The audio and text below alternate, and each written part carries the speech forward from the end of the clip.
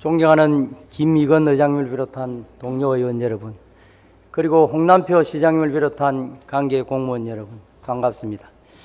국민의힘 회원 1, 2동, 석전동, 합성 1동, 해성동을 지역구로 둔 황전복 의원입니다.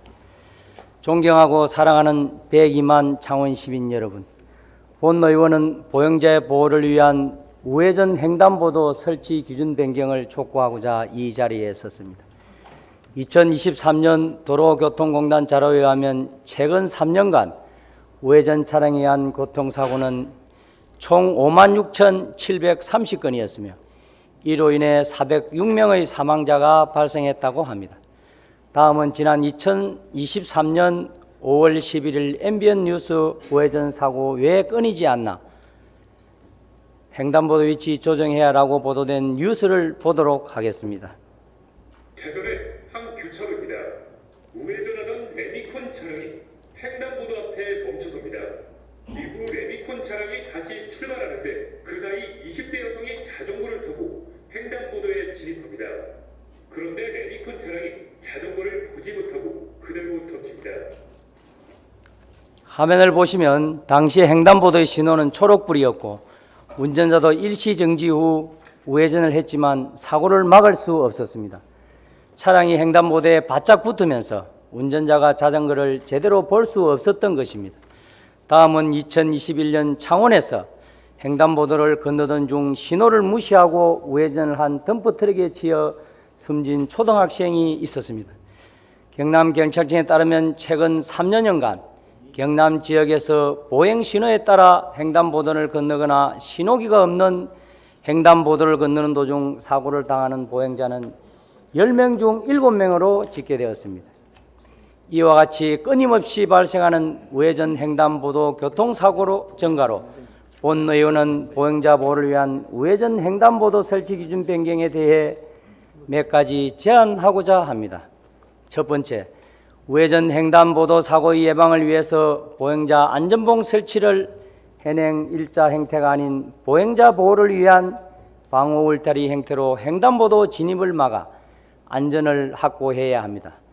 또한 현재 정부에서 추진하고 있는 2023년 교통사고 사망자 감소 대책인 바닥 신호등, 횡단보도 전광판, 음성 안내 등을 결합한 스마트 횡단보도 설치를 창원시도 적극 활용해야 합니다. 인공지능 기반 교통사고 예방 시스템 도입으로 더 안전한 보행 환경이 마련될 것으로 생각됩니다. 두 번째, 횡단보도의 위치를 밖으로 10 내지 15m 더 밀어내어 조정해야 합니다. 현행 도로교통법 제10조를 보면 횡단보도 설치 기준은 행정안전부령으로 정하는 기준에 따라 횡단보도를 설치할 수 있다고 규정되어 있습니다.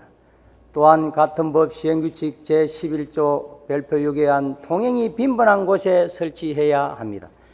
자료 화면을 보시면 우회전 차량이 횡단보도에 진입하였을 때 앞범퍼가 횡단보도와 접하여 있습니다. 보행자가 횡단보도를 건널 때 불편함을 초래하고 우회전 차량이 뒤따라와서 교통 혼잡이 발생하여 사고의 원인이 될 수 있습니다.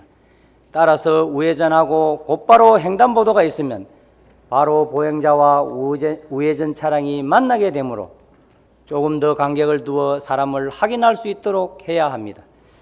횡단보도에 꺾이는 부분에서 10m 이상 더 멀리 밀어낸다면 사각지대를 최소화할 수 있습니다.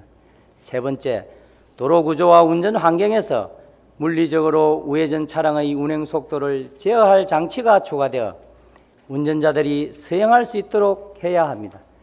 우회전 사항은 교통사고에 취약한 조건을 갖추고 있기 때문에 서행하여 주변을 살피는 운전 습관이 반드시 필요합니다.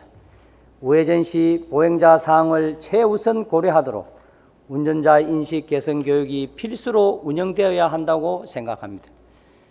홍남표 시장님과 창원시 관계 공무원 여러분, 우회전 차량과의 교통사고는 나와 내 가족이 피해를 입을 수 있는 일입니다.